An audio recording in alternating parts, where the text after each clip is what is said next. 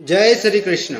नमस्कार दोस्तों, स्वागत है आप सभी का हमारे चैनल भक्ति ज्ञान में। दोस्तों, आज मैं आपको एकादशी के दिन सुनी जाने वाली 11 माता की कहानी सुना रहा हूँ। एक बार एक राज्य में एक राजा रहा करता था। राजा बहुत ही बुद्धिमान और बलशाली था। राजा सदैव अपनी प्रजा का बहुत अच्छे से ध्यान रखता था। प्रजा भी अपने राजा को बहुत पसंद करती थी। राजा की 2 बेटियां थीं। राजा अपनी दोनों बेटियों से बहुत प्रेम करता था। राजा की छोटी बेटी देखने में बहुत सुंदर और आकर्षक थी और राजा की बड़ी बेटी छोटी बेटी के मुकाबले थोड़ा कम सुंदर थी। राजा की छोटी बेटी 11 माता की पूजा किया करती थी और सभी लोग राजा की छोटी बेटी से बहुत प्रेम करते थे और बहुत प्रशंसा किया करते थे।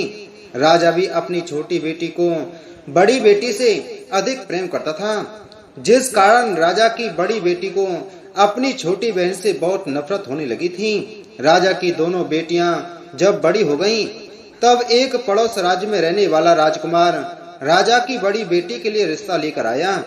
लेकिन जैसे ही उस राजकुमार की नजर राजा की छोटी बेटी पर पड़ी, तो वह राजकुमार राजा की छोटी बेटी पर आकर्षण हो गया और उससे पहली नजर में प्रेम कर बैठा।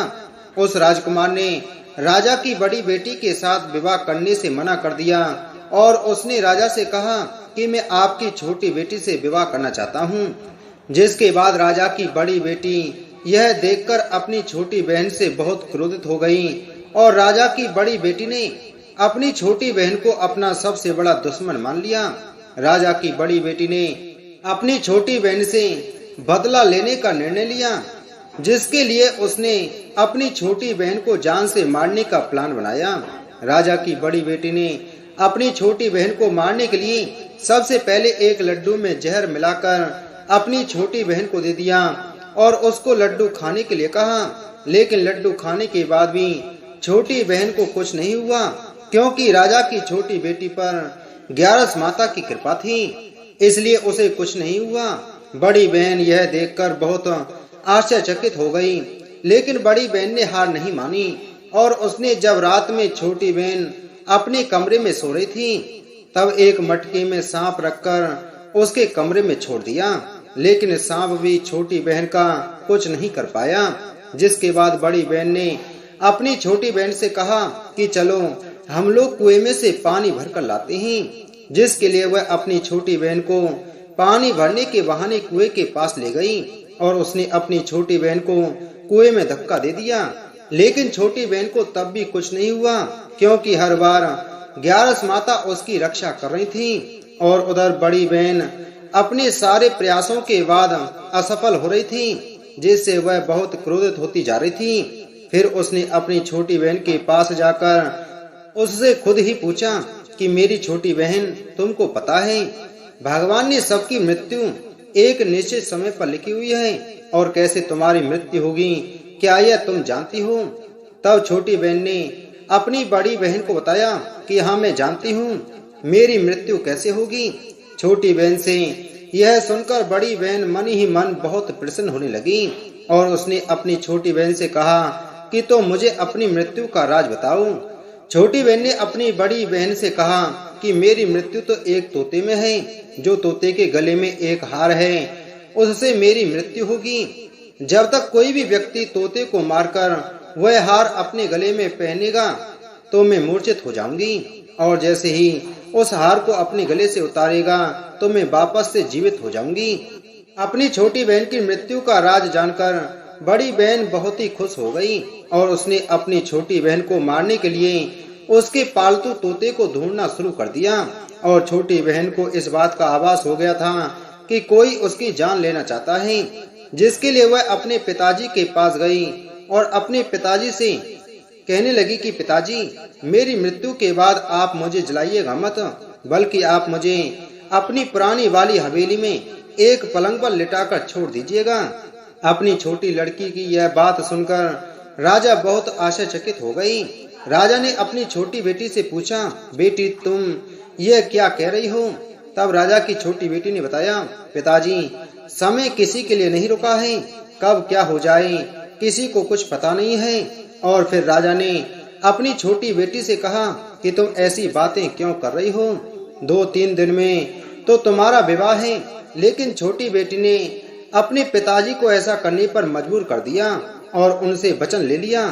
राजा ने भी अपनी छोटी बेटी की बात स्वीकार कर ली और 2-3 दिनों के बाद जब शादी का समय आया तब राजकुमार बारात लेकर राजा के घर आया और राजकुमार और राजा की छोटी बेटी का विवाह शुरू हो गया। जैसे ही राजा की छोटी बेटी ने राजकुमार के साथ फेरे लेना शुरू कर दिए तो उसकी बड़ी बहन अपनी छोटी बहन के कमरे में जाकर उसके तोते को पकड़ लिया और उसको जान से मार दिया। तोते के गले में जो हार था उसको अपने गले में धारण कर लिया। जैसे ही बड़ी बहन उस हार को अपने गले में धारण किया तो उधर छोटी बहन 3.5 फेरे ही ले पाई थी और वहीं पर बेहोश होकर गिर गई। जिसके बाद राजा ने बड़े बड़े वैद्यों को बुलवाया और अपनी छोटी बेटी का इलाज करने के लिए कहा। राजा की बात सुनकर वैद्य ने छोटी बेटी को जब चेक किया तो राजा को बताया कि आपकी छोटी बेटी ना तो जीवित है और ना ही मरी हुई है। यह मैं ऐसा पहली बार देख रहा हूँ। राजा ने वैद्य को यह बात बाहर बताने से मना कर दिया और उनको कहा कि अगर तुमने यह बात किसी को बाहर बताई तो हम तुम्हें फांसी दे देंगे। राजा ने अपनी छोटी बेटी को पुराने महल में जाकर एक पलंग पर लिटा दिया और वहां पर कुछ सैनिकों को तैनात कर दिया। वापस अपने महल पर आ गया। राजा की बड़ी बेटी अपने पिताजी के पास आई और कहने लगी कि पिताजी, अगर यह शादी संपन्न नहीं हुई तो आपकी इज्जत का क्या होगा? आप कहें तो मैं आपकी इज्जत बचाने के लिए राजकुमार से शादी करने के लिए तैयार हूँ। जिसके बाद राजा ने अपनी बड़ी बेटी की बात मान ली और राजा ने बड़ी बेटी को छोटी बेटी के कपड़े पहनाकर मंडप पर भेज दिया। लेकिन राजकुमार यह जान गया कि यह राजा की छोटी बेटी नहीं है बल्कि यह राजा की बड़ी बेटी है। लेकिन जब राजकुमार ने शादी करने से मना किया तो सभी लोगों ने राजकुमार को विवश करके राजा की बड़ी बेटी से बचे हुए फेरों को संपन्न करा दिया और विवाह करवा दिया। जिसके बाद राजकुमार राजा की बड़ी बेटी को अपने महल ले गया। राजकुमार राजा की बड़ी बेटी से ना तो बात करता था, न ही उसको पसंद करता था और न ही उसके आसपास भटकता था। और राजकुमार ने यह फैसला किया कि अब वह अपनी प्रेमिका को ढूंढ कर रहेगा और यह जानकर रहेगा कि उसके साथ हुआ क्या है। एक दिन राजकुमार अपने घोड़े पर सवार होकर राजा के पुराने महल के पास पहुंच गया, जहां पर उसने कुछ सैनिकों को देखा। महल के पास पहुंचकर राजकुमार ने जब महल को ध्यान से देखा तो वह समझ गया कि यह तो हमारे ससुर जी का महल है।